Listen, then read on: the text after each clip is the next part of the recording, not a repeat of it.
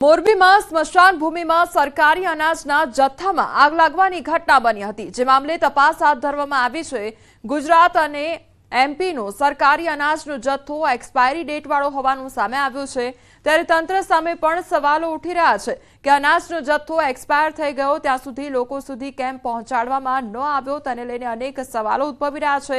તો અનાજનો જથ્થો કોણ ફેંકી ગયું અને કોણે આગ લગાવી તે મામલે નાગરિક અન્ન પુરવઠાના અધિકારીઓએ તપાસ હાથ ધરી છે।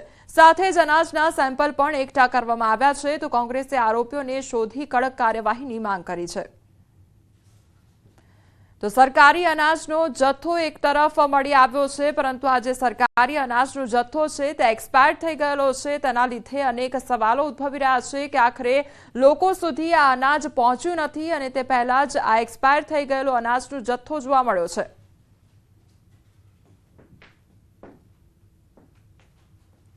સમાચારમાં હવે આગળ વાત કરીશું રાહુલનું મિશન ગુજરાત તેના વિશે।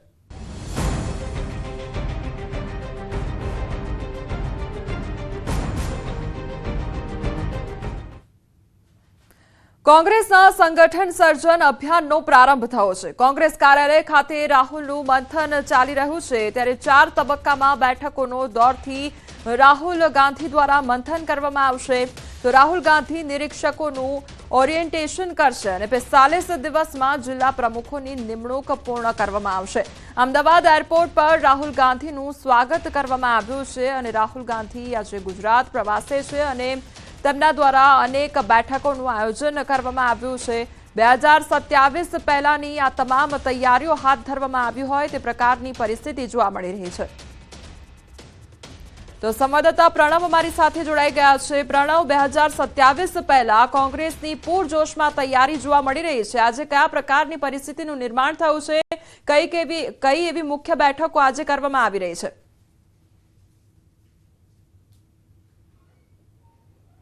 ચોક્કસ રાહુલ ગાંધી ગુજરાતની અંદર 2027 ટાર્ગેટ સાથે ગુજરાતના સતત તેઓ પ્રવાસ કરી રહ્યા છે। તેઓએ લોકસભામાં પણ કહ્યું હતું કે આવનારી 2027 ચૂંટણી જે ગુજરાતમાં થવાની છે તેની અંદર કોંગ્રેસ પાર્ટી પોતાની મજબૂતાઈથી ત્યાં પોતાની સરકાર બનાવશે। તે અંતર્ગત જ રાહુલ ગાંધીએ ખુદ ગુજરાત કોંગ્રેસની કમાન તે સંભાળી છે। 2017 બાદ ફરી વખત 2027માં રાહુલ ગાંધી ગુજરાતની કમાન સંભાળશે।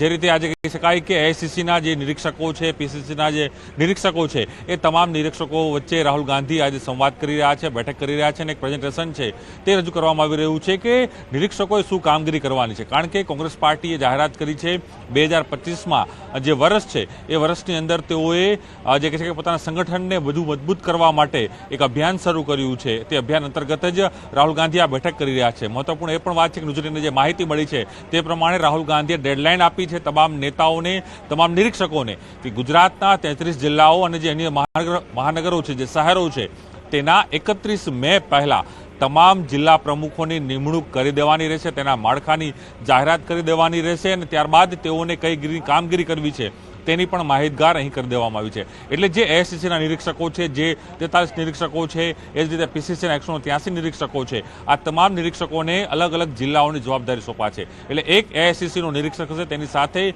4 પીસીસીના નિરીક્ષક હશે, એટલે 5 વ્યક્તિઓ એ જિલ્લામાં જશે, જિલ્લામાં તમામ સંવાદ કરશે, જિલ્લામાં તમામ આગેવાનો સાથે બેઠક કરશે। તેમાં જે નામો છે, જિલ્લા પ્રમુખ કોણ બની શકે છે, જ્ઞાતીય સમીકરણોને આધારે કઈ જ્ઞાતિનું પ્રભુત્વ જિલ્લાની અંદર છે, આવનારી વિધાનસભા બેઠક છે જેમાં એક જિલ્લા દીઠ 7 વિધાનસભા બેઠકો આવતી હોય છે, તો તેની અંદર કઈ રીતે જ્ઞાતીય સમીકરણો, સામાજિક સમીકરણો કઈ રીતે। જી પ્રણવ, સમગ્ર માહિતી બદલ આપનો આભાર। અન્ય સમાચાર પર નજર કરીએ તો અરવલ્લી જિલ્લામાં અચાનક વાતાવરણમાં પલટો જોવા મળ્યો છે। મોડાસા ગ્રામીણ પંથક અને શામળાજી વિસ્તારમાં વાદળો ઘેરાયા છે। વાદળછાયું વાતાવરણ થતા આકરા તાપથી આંશિક રાહત પ્રાપ્ત થઈ છે। વાતાવરણમાં પલટાના કારણે માવઠું થવાની શક્યતા પણ વ્યક્ત કરવામાં આવી રહી છે। તો અરવલ્લી જિલ્લામાં અચાનક વાતાવરણમાં પલટો જોવા મળ્યો છે। મોડાસાના ગ્રામીણ વિસ્તારોમાં વાદળો છવાયા હોય તે પ્રકારનો માહોલ જોવા મળી રહ્યો છે।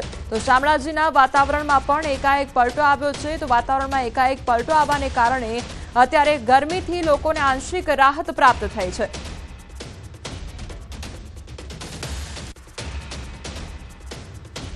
તો આ તરફ ભિલોડામાં ભર ઉનાળે ઝરમર વરસાદ વરસ્યો છે। કમોસમી વરસાદથી વાતાવરણમાં ઠંડક પ્રસરી ગઈ છે। અચાનક આવેલા પલટા બાદ કમોસમી વરસાદ વરસ્યો તો 40 ડિગ્રી તાપમાનમાં તપતા લોકોને રાહત પ્રાપ્ત થઈ છે. તો એકાએક વાતાવરણમાં પલટો આવ્યો છે, જેના કારણે ગરમીથી લોકોને રાહત પ્રાપ્ત થઈ છે. ભિલોડાના આ દ્રશ્યો કે જ્યાં ઝરમર વરસાદ વરસ્યો છે, એકાએક વાતાવરણમાં પલટો આવ્યો છે, એટલે વાતાવરણમાં ક્યાંક ઠંડક અનુભવાઈ રહી છે, જેના કારણે લોકોએ હાશકારો અનુભવ્યો છે, કારણ કે સતત ગરમીનો અનુભવ લોકો કરી રહ્યા હતા. એક તરફ અરવલ્લીના એ દ્રશ્યો કે જ્યાં અરવલ્લીમાં વાતાવરણમાં પલટો જોવા મળી રહ્યો છે, બીજી તરફ ભિલોડાના એ દ્રશ્યો કે જ્યાં ઝરમર વરસાદ વરસ્યો હતો, વાતાવરણમાં એકાએક પલટો આવ્યો હતો, જેના કારણે લોકોને ગરમીથી રાહત પ્રાપ્ત થઈ છે. સંવાદદાતા હાર્દિક અમારી સાથે જોડાઈ ગયા છે. હાર્દિક, ભિલોડામાં એક તરફ ઝરમર વરસાદ જોવા મળ્યો અને બીજી તરફ અરવલ્લીના એ દ્રશ્યો કે જ્યાં વાતાવરણમાં પલટો આવ્યો, એટલે ગરમીથી લોકોને હવે આંશિક રાહત પ્રાપ્ત થઈ છે. કયા પ્રકારનું વાતાવરણ છે? કોમલ, ચોક્કસથી જે પ્રકારે અરવલ્લી જિલ્લામાં બપોર બાદ અચાનક વાતાવરણમાં પલટો આવ્યો છે. આજ રોજ બપોર દરમિયાન જે પારો છે, ગરમીનો પારો 40 ડિગ્રીને પાર ગયો હતો. ત્યારબાદ અચાનક આવેલા પલટાના કારણે જે શામળાજી ભિલોડા વિસ્તાર છે, વરસાદની શરૂઆત થઈ છે. ખાસ કરીને કમોસમી વરસાદ થવાના કારણે જે તાપમાન એ ગગડ્યું છે, લોકોને ગરમીથી રાહત મળી છે. ખાસ કરીને જે ઉનાળામાં બાજરી સહિતના પાકોનું વાવેતર કરવામાં આવતું હોય છે, પરંતુ હજુ ઝરમર વરસાદ થવાના કારણે વાતાવરણમાં ઠંડક જોવા મળી રહી છે. સાથે જ જે ખેડૂતોએ બાજરીનું વાવેતર કર્યું છે તેમાં પણ ડર, પરંતુ વાતાવરણમાં પલટાના કારણે જિલ્લામાં હાલ પવનો ફૂંકાઈ રહ્યા છે અને વાતાવરણમાં ઠંડક જોવા મળી રહી છે. જી કુમાર. જી હાર્દિક, સમગ્ર માહિતી બદલ આપનો આભાર.